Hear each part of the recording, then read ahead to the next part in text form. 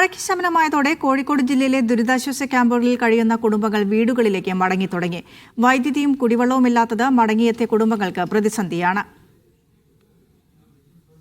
മഴ കുറഞ്ഞതോടെ ആശ്വാസത്തിലാണ് കുടുംബങ്ങൾ. ക്യാമ്പുകളിൽ നിന്ന് മടങ്ങിയെത്തിയവർ വീടും പരിസരവും വൃത്തിയാക്കുന്ന തിരക്കിലാണ്. ചെറുവറ്റ, പറമ്പിൽ, കോണാട്ട്, പൊയിൽത്താഴം, കണ്ണാടിക്കൽ, കക്കോടി മേഖലകളിൽ നാട്ടുകാരും വിവിധ സംഘടനകളും ചേർന്നാണ് വീടുകൾ വൃത്തിയാക്കുന്നത്. എന്നാൽ പൂളക്കടവ് ഭാഗത്ത് 5-ാം ദിവസവും വെള്ളം താഴ്ന്നിട്ടില്ല. ഈ ഭാഗത്തെ കുടുംബങ്ങൾ പ്രതിസന്ധിയിലാണ്.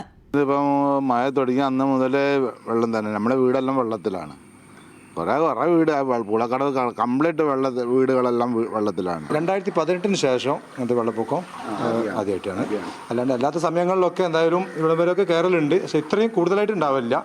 അതുപോലെ തന്നെ ഇത്രയും സമയം ഈ വെള്ളക്കെട്ട് നിൽക്കലില്ല, ഒഴിഞ്ഞു പോകാറുണ്ട്. പക്ഷേ ഈ പ്രാവശ്യം വെള്ളം ഒഴിഞ്ഞു പോകുന്നില്ല. വിവിധയിടങ്ങളിൽ ലോറികളിൽ എത്തിച്ചാണ് കുടിവെള്ളം വിതരണം ചെയ്യുന്നത്. നിലവിൽ ജില്ലയിലെ 12 ദുരിതാശ്വാസ ക്യാമ്പുകളിലായി 743 പേരാണ് കഴിയുന്നത്. മീഡിയ 1 കോഴിക്കോട്.